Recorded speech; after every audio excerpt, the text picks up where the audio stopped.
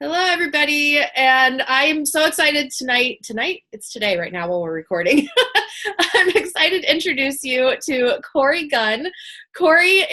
She's a dedicated Wiccan. She's been practicing Wicca for like more than half her life, and she's also a certified crystal healer. And she has a business called Wilder Women, which she'll be telling us a little bit about what that is a little bit further on. But she works with goddess energy and guided meditations, tarot, and pendulums to help others expand their gifts as women and reclaim their inner fire, which that sounds amazing. So it's wonderful to have you here, Cory. Oh, thank you for having me. This is kind of amazing. So I'm really excited. I'm so excited about it. So today we're going to talk a little bit about you and also what Wilder Women are, who are Wilder Women. But then more specifically, we're going to go a little bit into pendulums and how to use pendulums and kind of what they are.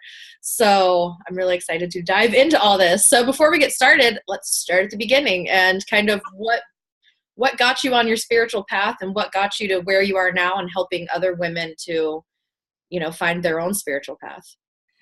Oh my. So this really is kind of a super long journey in the making, as you had mentioned. I actually was raised Lutheran, and that was the household I was brought up in. Neither of my parents were super religious, but were spiritual. So church was a little bit more about keeping up appearances, if you will. Yes. They felt that, you kind of had to go through the motions of actually attending. But they had their own personal relationships spiritually. And that's kind of what I took from it. We were all avid readers in my family. Most nights the TV actually wasn't on, but we were spent sitting around reading. And I spent a lot of time in bookstores. And so I have this very vivid memory of being 10 years old and standing in a Crown Books and picking up Scott Campbell's Earth, Air, Fire, and Water and reading the back of it and reading the first few pages and going, oh my God, magic is real. At 10 years old, I was like, what? My mind was blown. And from that point on, it was more about reading anything that I could get my hands on.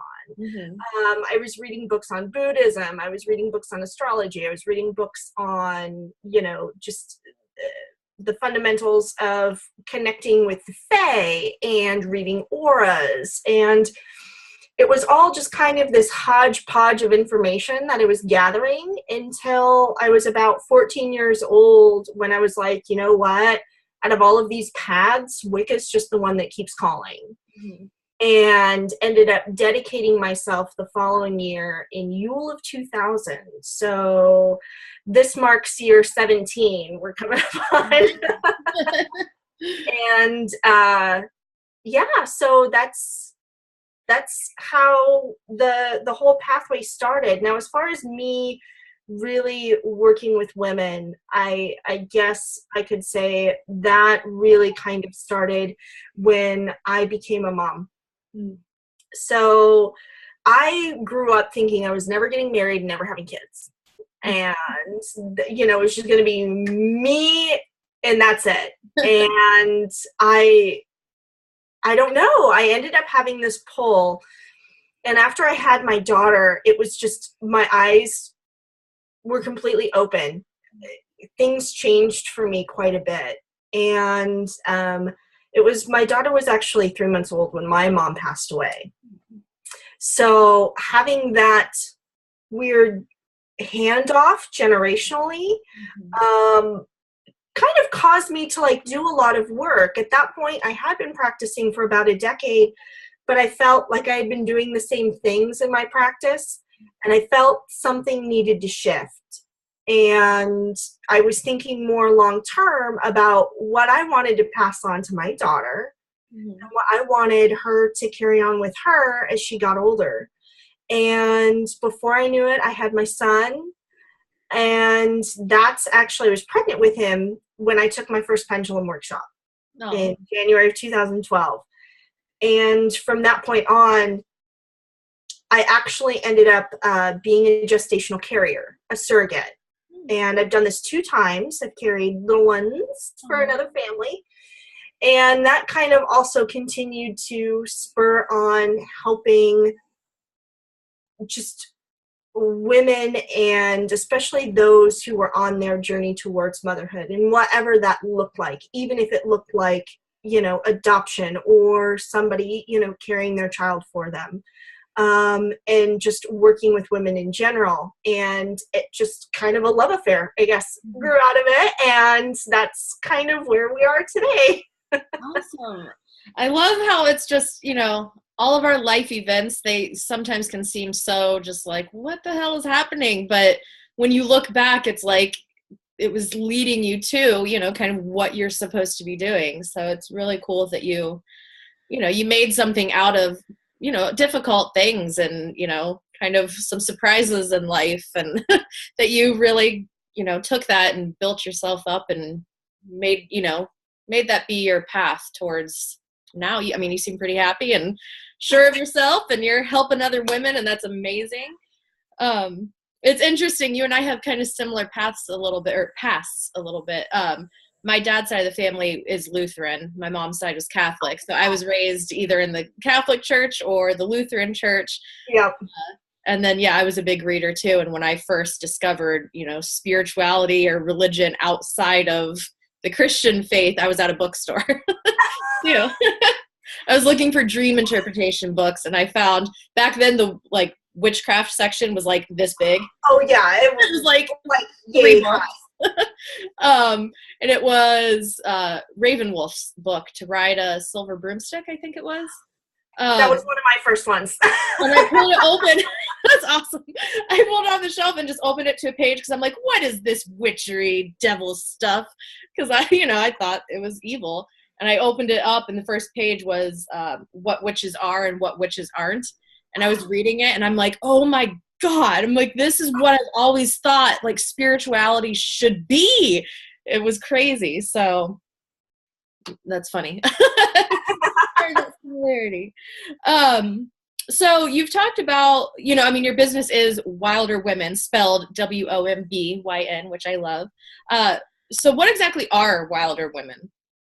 Well, so my vision of who Wilder Women are is really kind of a broad term, but it's really any woman who is there wanting to and working towards reclaiming our intuition, our inner fire, our energy, the creatrix energy, if you will. So when this originally came about, I was helping a lot of women on their journey to becoming mothers and going through that transition. And what I realized is that creatrix energy, it can be used in anything. And for whatever reason, as we go through society, we stamp a lot of it down. We just shove it down inside of ourselves and we don't look at it. It's, we have to follow the book. We have to do this structure. We have to follow this pattern, do it this way. And, the beauty of life itself and creating things is not using a pattern. It's just going wherever things seem to be taking you. So Wilder Women and who they are, I see them as every single woman in her best creative possibility, and seeing what we can do about just pulling that out to the surface so that it can be used and she can use it in however way suits her. I love that. So you do use, some tools and stuff within your practice within helping women, such as tarot and guided meditation and stuff. But I'm interested in the pendulums. So you kind of touched on this in your spiritual journey story, but when and how did pendulums come into your life? And when did you think, I need to use this as to help other women? Well, oh my. So I was pregnant with my son, And at that point, I had already gone through about a year and a half of like, God, I really need to like, something needs to change. I need to learn something new. And at a metaphysical store in San Diego, they were hosting a 6-week pendulum like workshop where you would go in. Oh, I think I froze. Oh, here I am. I hear you, but the image is frozen, but your voice is not. Okay. So it was January 2012, and there's a 6-week pendulum workshop. It's like an hour and a half a night for 6 weeks, and just go over basic techniques. So I went. I was like, you know what? I bought a pendulum a year ago. It sat in my drawer. I have no idea what to do with it. Like, none at all. I know it's a divination tool, but that's kind of it. And so I took this workshop, and it was funny because the first class we were talking about animal guides in particular, and how using a pendulum can connect with those guides and communicate with those guides. So Teresa, the lovely teacher, our instructor, she had her pendulum out, and she was, finding out what our power animals were. And this is a primary spirit guide who's with you from birth until you pass. And she's, hovering her pendulum over spirit board, which to me, I was like, mind already blown at that point. And she goes, okay, well, it starts with a V. And in my mind, I'm going, oh my God, please don't let it be a vulture. Please don't let it be a vulture. So I was like, that's just what I need. My power animal is this heinous, ugly bird. Which, not to knock anybody who does have a vulture as a power animal, it is a pretty powerful symbol. At the time, I knew crap about it. So she goes, oh no, it's a viper. Wow. And in my brain, I went, duh. And I actually started laughing, and I'll tell you why. Because ever since I was a little kid, every time I went to the zoo, I would drag my parents to the reptile house, and we would walk around, and I would look at all of the rattlesnakes specifically. And for whatever reason, this is an animal that obviously should be feared and respected, no matter where it's encountered. But it's energy. Like, I felt calm around them. It centered me. It took me back to zero. And I just loved watching them. And I loved snakes ever since I was a little kid. I collected snake books, learned about different species. At one point, I even had a ball python named Charlie. I miss him. He's very happily living with a classroom right now, which is a good thing because my husband is deathly terrified of snakes. Oh, no. But snake energy, as I began to work with it, realized that it was the energy of a healer. And it's healing and transformative energy, because the way that a snake sheds its skin is looked upon as a rebirth. And so that's why snakes are often associated with transformation, rebirth, regeneration, and healing in general. And as I sat in that class and I, was holding a pendulum and I was working with it and I was talking with Viper and that energy, I was just like, God, where have you been all my life? I could have really used your help like 12 years ago. And from that point on, it kind of snowballed. I midway through the course, I started creating my own pendulums. And I started making them for everybody in the class. And they were just like, we love this.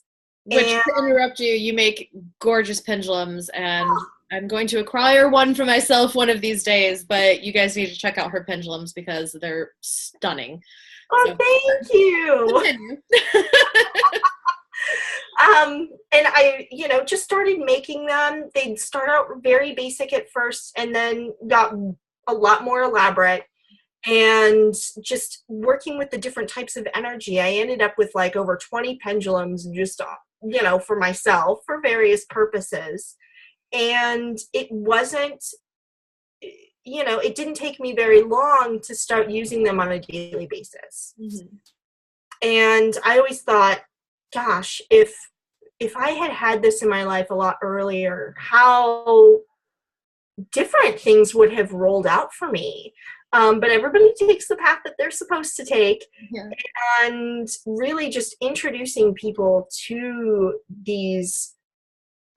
this tool and how versatile it is, and the fact that it interacts with energy so easily. It's just, they're amazing. They're portable. You don't really need any sort of manual to really operate it, especially in the first few basic readings that you do.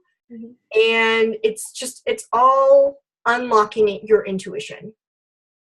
And as we unlock our intuition, our gifts expand and grow. And really, that's, I look at these guys as just kind of a key. I like that. It's an amazing key to a wonderful path that just is broad and just opens up for you. I love it. Yeah. I love that it's a key to help you unlock it, to unlock your intuition. Because I know a lot of people, excuse me, a lot of people have a difficulty to tap into that. So I think having a tool, something like the pendulum, is such a great way to like help people to have that confidence to start working with their intuition and then to learn to trust it. So I do want to get into like kind of how they work. But you mentioned that you have a lot of pendulums for different things. So, I mean, do you have a pendulum for like different things, or can you just have one pendulum that is like for everything? Oh, yes, absolutely. So you can have one pendulum that's just, your catch-all. And so there are a lot of misconceptions about pendulums. One is that it needs to be a crystal. It does not. Mm-hmm. Your pendulum can literally be a stack of buttons tied to a string. Oh, wow. Okay. And it will function the same way because the tool connects to your higher self, mm-hmm. or it connects to a guide. You can almost look at it as, it's a key, but also a direct line to spirit. Mm-hmm. So as long as you know who you're dialing, you're going to get a hold of that entity or that spirit, that energy. If not, it defaults to your higher self. Okay. And the crystals add to the properties of the pendulum itself. So, for example, if your focus is really to talk to your guides, unlock your intuition, work on your clairvoyant skills, your clairaudient skills, amethyst is a really good crystal to use and will lend to the strength of that connection, if that makes sense. Yeah. If you have a pendulum, like this guy right here, it's just a glass bead on a base metal chain. And he functions just as well as any of my other pendulums. And he's all purpose. Mm-hmm. If there's just a question that I need to pop out, I'll ask him. And he answers very, very readily. But I do have, most of my specific pendulums are to connect with a specific guide. Okay. So they were made with the energy that works best with that guide. Mm-hmm. And sometimes even to that guide specifications, because they can be pretty picky when it comes to creating their own pendulum. For example, this one that I had just showed you guys actually doesn't belong to a spirit guide, but is one that I use to connect to the god Freyr. And he picked all of this stuff out, even a little tree charm at the end of it, little citrine point, and that was all him. He designed it. I do have another one that connects with Persephone. Oh, yay. And it's this lovely tumbled garnet right here. And these are actually garnet beads. They look black in the light, but they're garnet. I know the people that will be listening to this can't see it, but the people who will be watching this on YouTube can see it. Aren't they gorgeous, you guys? If you're just listening to this on the podcast, trust us, it's gorgeous. They're look at it, look at her website, go get her a pendulum. They're my babies. And so, yeah, I do have also a couple pendulums that are specific for energy clearings. I use them in crystal healing sessions. They're usually quartz points because quartz tends to amplify energy. So whatever I'm, working with, what we want to amplify or clear away, clear quartz just happens to be a wonderful, just all-purpose energy crystal. So I do have a couple set aside for those. I have a fluorite pendulum that works amazingly well with Reiki energy for whatever reason. And that one is actually dedicated to my energy healing guide, if you will. Her name is Whitney. She just tends to work with me on anything energy related for healing purposes. Sort of like a catch-all. Yeah. And she was there with me during each of my Reiki attunements. Oh, yeah. Nice. So you don't need them all, but the unfortunate thing about pendulums, just like with crystals and anything else that, comes across our path, essential oils, once you have one, you want more. You're going to want another one. That's what I was saying. Like, it sounds like with tarot and oracle decks, it's like you get one and then you want them all. Yeah, crystals, oils, all of it. You have one for one purpose, and then you'll go, oh, wait, you know what? It would be really nice to have one just for this specific guide. Or, oh, it would be really great just to have this one to connect with fairy energy. Or just to have this one to find lost objects in my house because my kids are losing everything. And then before you know it, you have 40 pendulums in front of you. That's hilarious. So I guess maybe I should have asked this prior to all of this. So pendulums, they're basically at the most basic, it's some sort of weight at the end of a string or a chain or a cord. Absolutely. It is a weight suspended so that it can swing freely. Okay. I guess would be the most basic definition. So and then obviously they get more elaborate and beautiful. So how, I know you said that they connect to our intuition or to guides or other energies, but like, how do they work? Like, how are you communicating? How do you receive these messages? How do you know? I assume, the different ways that it swings mean different things, or... Yes, absolutely. So there's a couple myths out there with regard to pendulum, and I'd mentioned one being that it needs to be a crystal. But another one is that your pendulum is going to react and swing a particular way for yes and no. And that's not the case. Okay. So what I always do is I ask the pendulum how it wants to respond. And I do that every time I get a new pendulum. And if I haven't touched a pendulum for about 6 months, I'll ask it again. It's almost like we're recalibrating each other.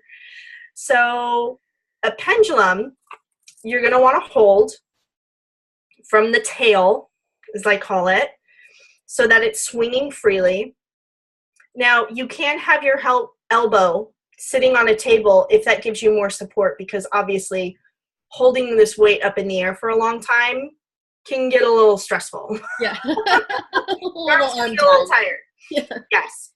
And you do want to make sure that it is in motion when you start so that you do get a response. And then very basic in the beginning, you're just going to ask, can you show me yes? And for me, it's a forwards and backwards motion. And then you can just ask, can you show me no? And it knew what I was going to ask.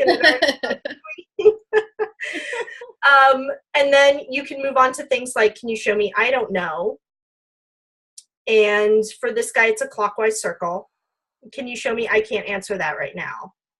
And he's moving up in diagonal to the left for those of you guys on the podcast.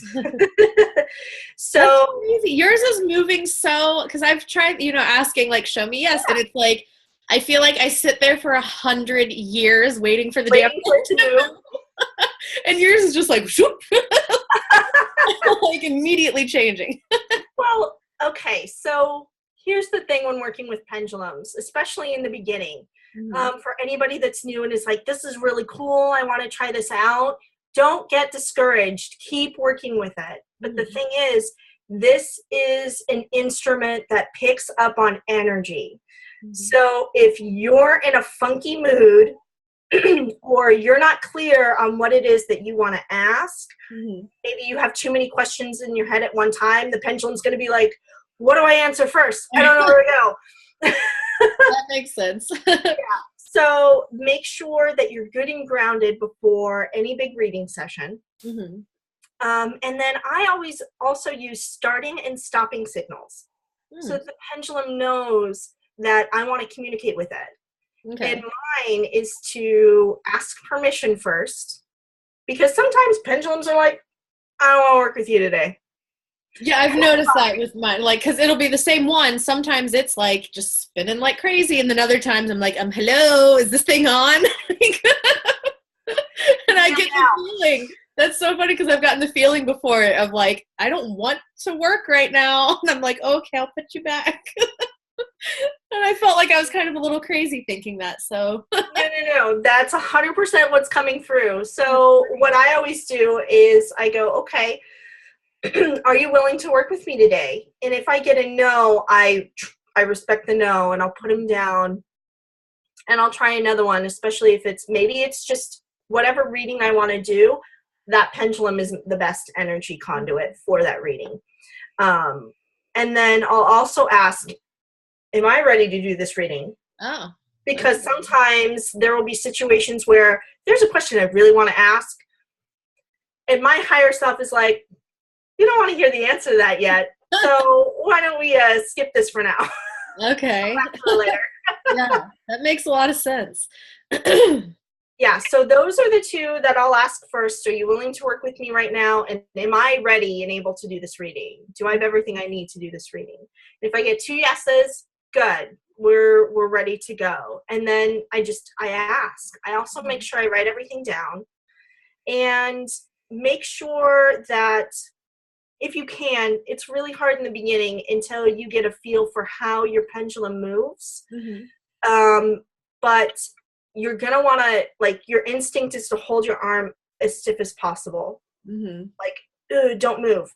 But how your intuition and your higher self relays those messages is electronic impulses from your brain down your arm. So while you're not consciously moving your pendulum, you are still moving your pendulum. You're just allowing the messages to come from a different area of your brain. Okay. If that makes sense. And your spirit guides operate in the same way. They will send energy to you that will move down your arm and move your pendulum. Now, and I've tried this before, if I try and say, so if I'm asking the question, am I a girl? And I try and force a no, like make it move. Yeah. There's like a weird tinge that goes down my arm. So try it. That's what I would recommend. That was going to be one of my other questions. How do you know if you are like, I really want this answer to be a yes, so I'm swinging it this way. Like, how do you know if you're forcing an answer? And so that's the thing. It's practice. So try a couple sessions where you're actually trying to force the wrong answer that you know is wrong. See how it feels for you. Now, it may not be a shift or a twinge down your arm. It could be something else. Like maybe you'll get a weird sensation in your third eye. You could also get a weird sensation where your solar plexus is, like right in your gut. I've had people tell me it's different things for them, or all the hair on the back of their neck will stand up.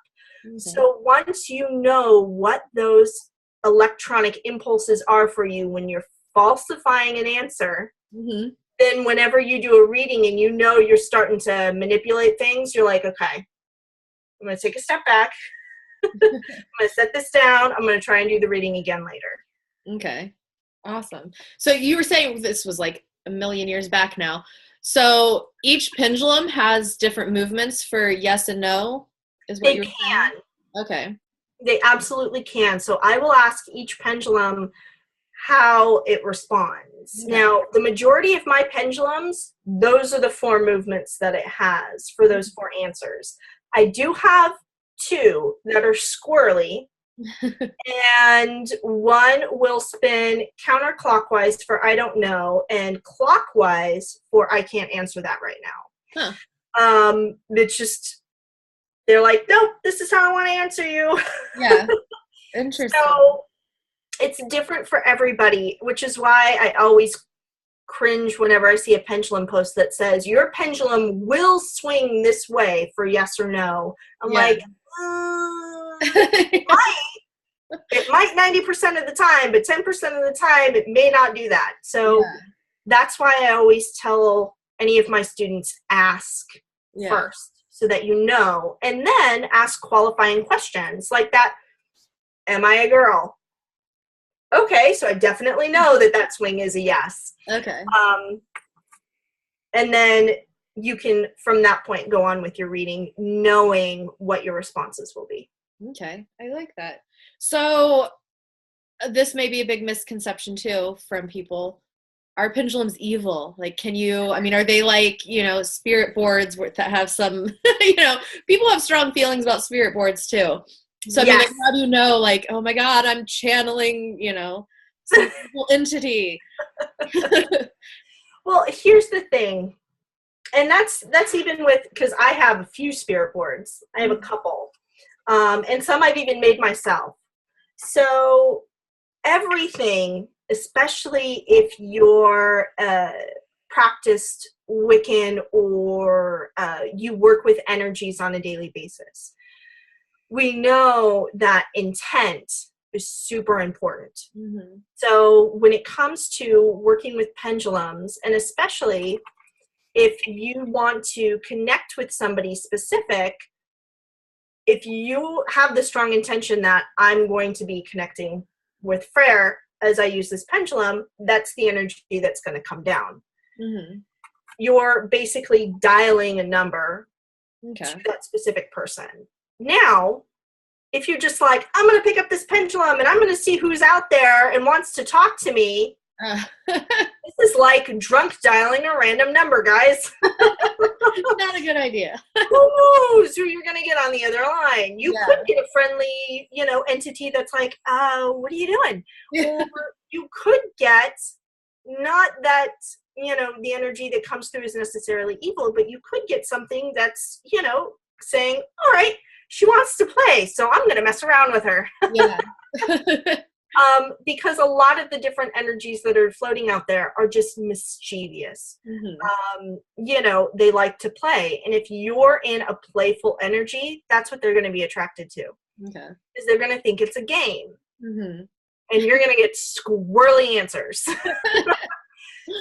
So what I do to make sure that my pendulums and the boards that I'm working with are only connecting to the energies that I want them to connect to, I dedicate them before use. And dedication doesn't need to be elaborate. You can, using, you know, whatever your favorite energy cleanser is, smudging, singing bowl, clear the energy from your pendulum or board, and then just, again, it's all about intention. So state your intention.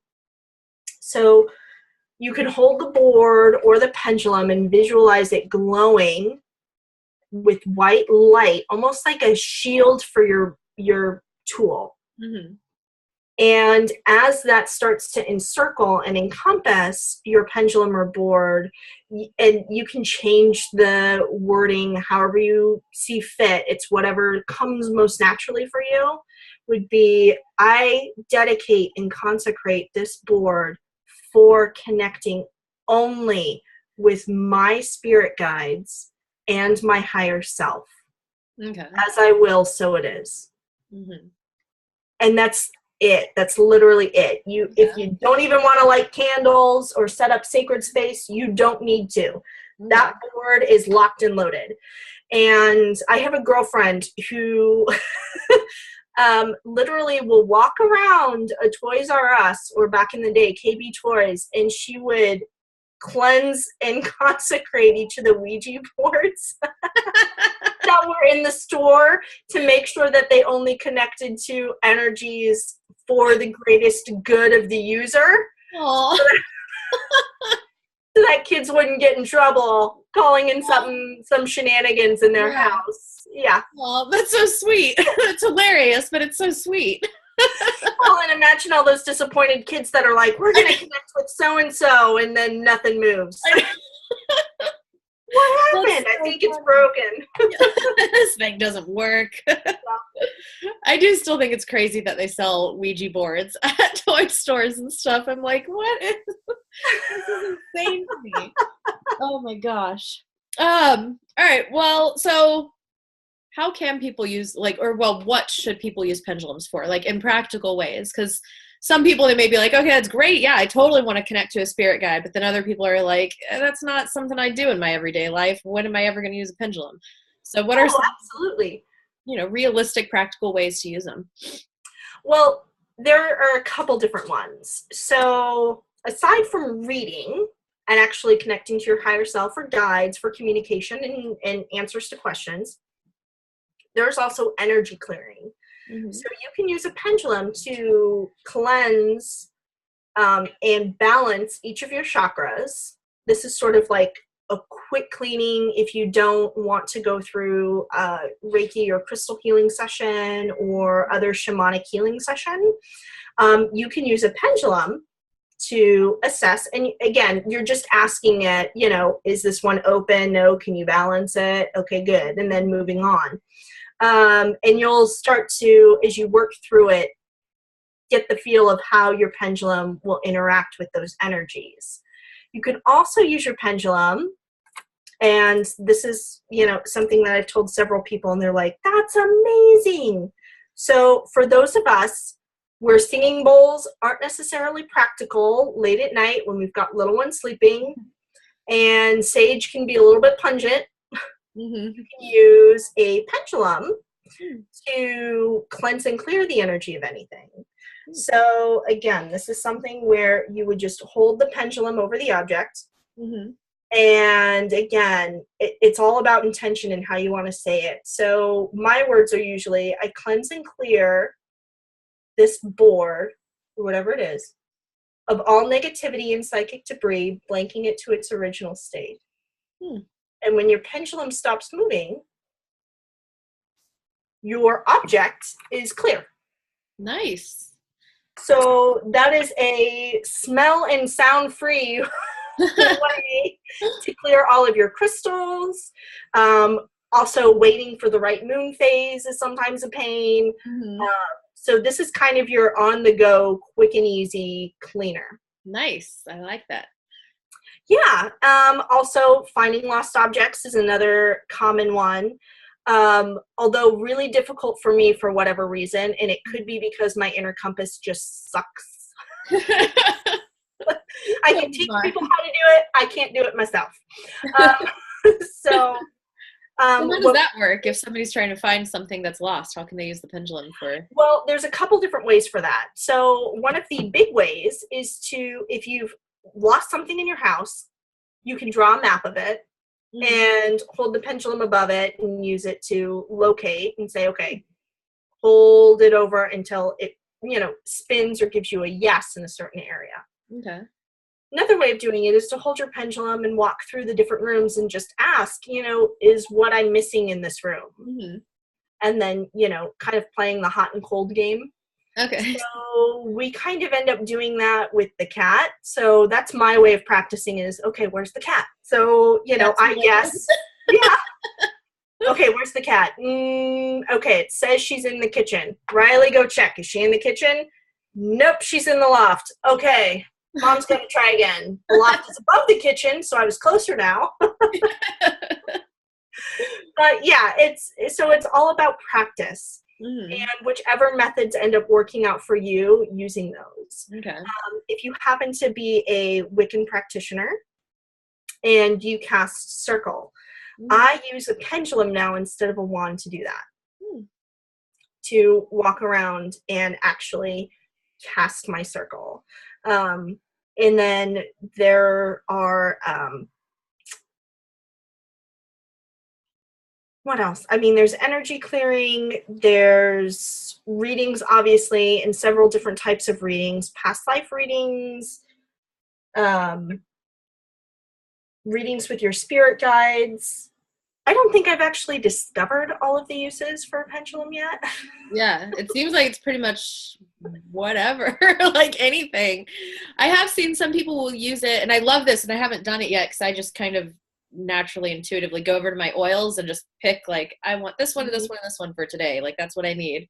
But I've seen some people will use their pendulum and they'll hold it over their oils to intuitively see which oils they need that day or something. Yes. Cool. And it happens to be, not to knock it, because that machine is pretty neat, but it's infinitely cheaper than an Itovi. Yeah. So, and that's pretty easy too. I lay out oils and then I'll ask, okay, like say I'll lay out 3 grounding ones, balance, patchouli, and frankincense. Okay. Which one is going to best support me for grounding right now? Mm-hmm. And that's, I'll grab the one where I get a yes. Mm-hmm. And I'll do the same thing too when, like if I have a bunch of decks and I'm not sure like which ones to use, I'll lay them out. And then I'll do the same thing. I'll ask my pendulum, okay, what deck is going to resonate the most with this client? Mm-hmm. Or which deck wants to work with me today? Because sometimes decks also don't want to work with you.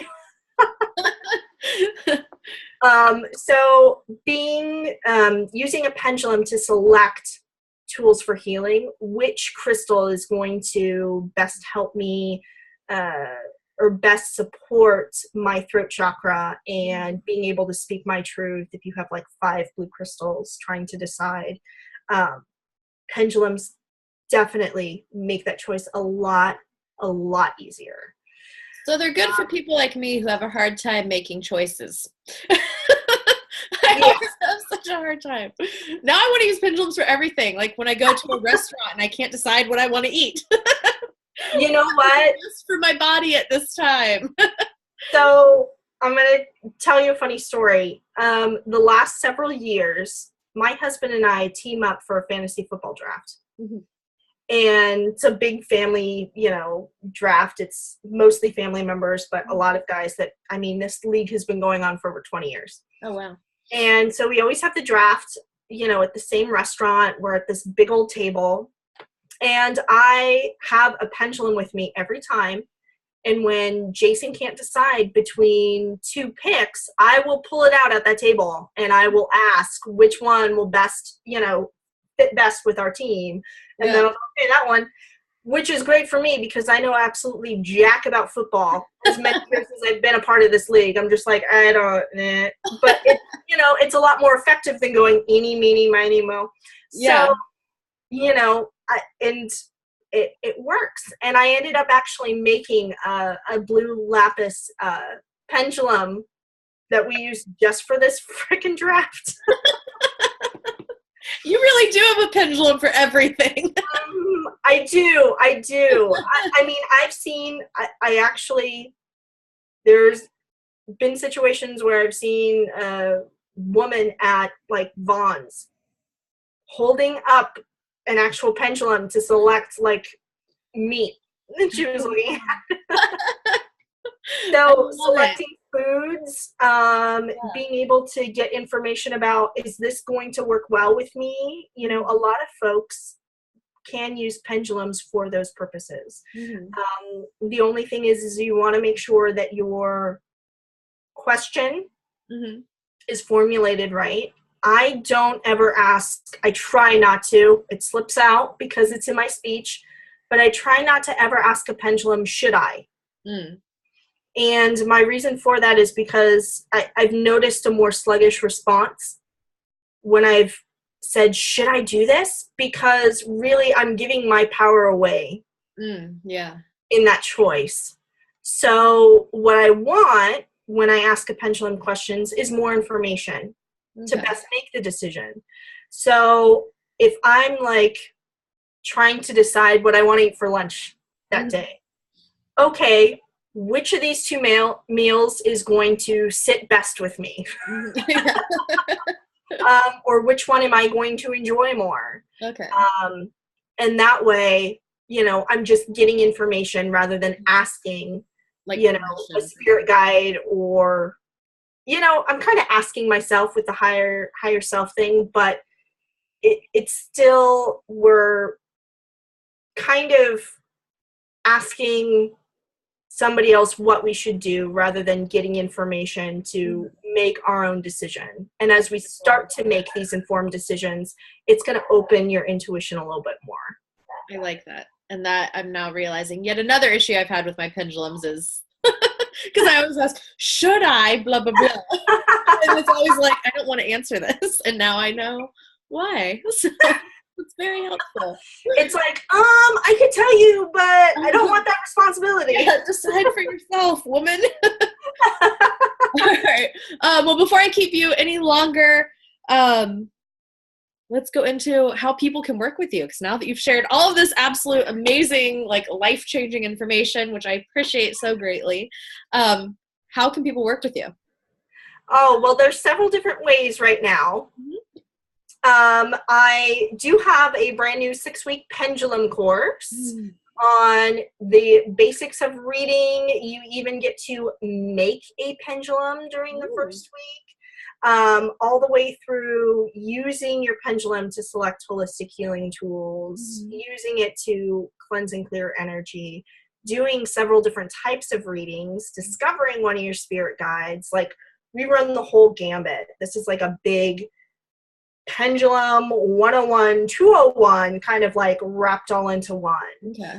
And that is available for folks. And also, I do a lot of pendulum readings. And one of the newest ones that I have is to do a goddess energy reading. Ooh. And that's where we sit down and we discover what goddess archetype wants to come through and work with you on a particular aspect that you want to focus on, or maybe an area of your life that you need help with or support in, or even a problem that you want to tackle. And we'll call upon all of the different deities and we'll find out which goddess wants to come through. And then from there, there's a mini coaching session afterwards where I can connect and tell you how to work with that goddess going forward. I love that. That's such a unique idea. That's awesome. And those are the big ones right now. There's other readings, and I also make custom pendulums for folks that want to have some. I'm treating myself to that. December is my birthday, which actually that's when this episode is going to air, is in December.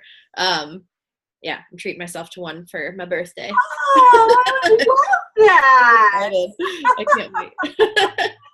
I'm sorry, I keep interrupting you. I get all excited. No, it's perfect because the custom pendulums especially are ones that I'm most excited to do. I love making these guys. Yeah. I love tapping into the energy. And what we do during a custom session is, once it's ordered, we set up a call. And it kind of sometimes ends up turning into a mini reading. Yeah. Halfway through it, because what I'm doing is I channel your guides and I talk to them and I find out, because while we may have an intention for something, you know, our guides also know what's going on behind the scenes with us, and they're able to give more information on it. Yeah. So between what you want to create and the information I get from your guides, then I'm able to figure out what components are really going to make the best pendulum for you and what your intention is. So from there, we craft it. I send a bunch of photos to you before it's shipped off, because we need to make sure this thing's right. So if things need to get traded out, we do that as many times as necessary. And then you get your awesome, amazing pendulum. Yeah. And there's even an option. So this big bead right here at the very end of this tail is actually a diffuser bead. It's a lava bead.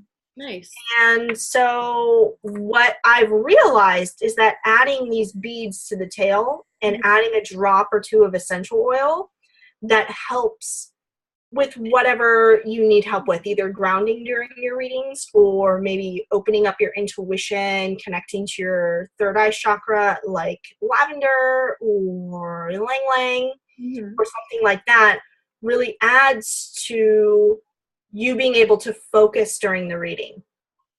So if you want a pendulum, especially for reading, I recommend, we add one of these little beads here for you. I love it. And everybody can find you at your website, wilderwomen.com. Yes, right? ma'am.